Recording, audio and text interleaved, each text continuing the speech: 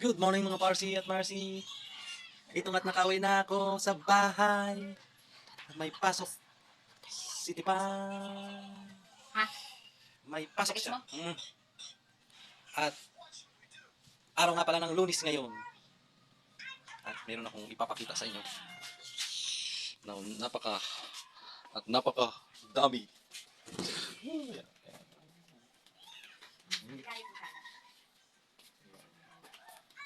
Kita niyo naman. May laruan pa. Yun o. Yun o. At yun na nga po. Paalis na ang aking tipay.